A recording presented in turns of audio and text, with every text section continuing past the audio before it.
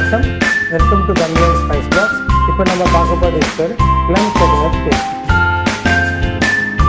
Plum coconut cake செய்ய தேவையான பொருட்கள் மைதா, சர்க்கரை, முட்டை, எண்ணெய், தேங்காய் பால், vanilla essence, baking powder, plums நறுக்குறது, பால். இப்போ முதல்ல நம்ம எண்ணெய் எடுத்துக்கிறோம்.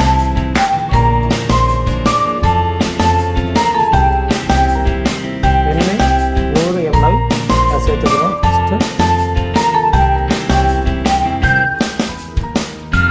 சர்க்கரை 120 கிராம்ஸ் எடுத்துக்கோங்க, அதையும் சேர்த்துக்கோங்க. இது வந்து நல்லா கலந்துக்கோங்க.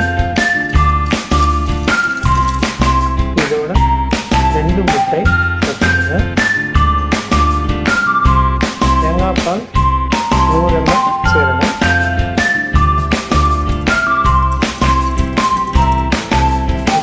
மைதா சேர்க்க போகிறோம். மைதா 140 கிராம் சேர்க்கணும்.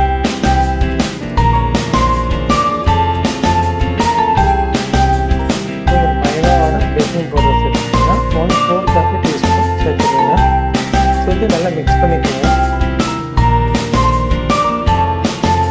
இதுனா 1-2 ஜல்லடை சளிச்சுக்கோங்க.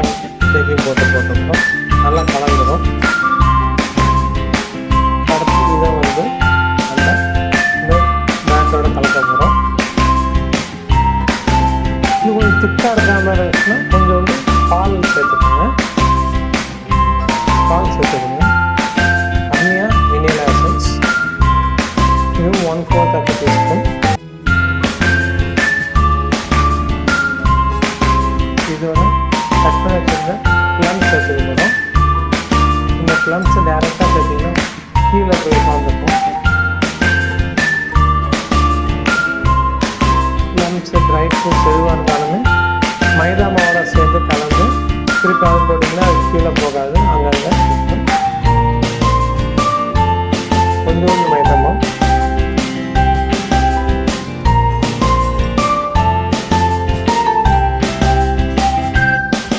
ஸோ இதை இதில் சேர்க்க போகிறோம்.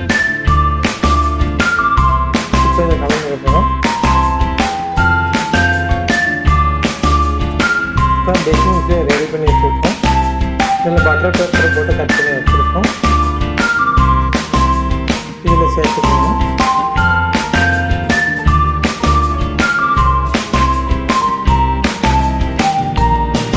கேக் மிக்சர் ரெடி ஆகிடுச்சு.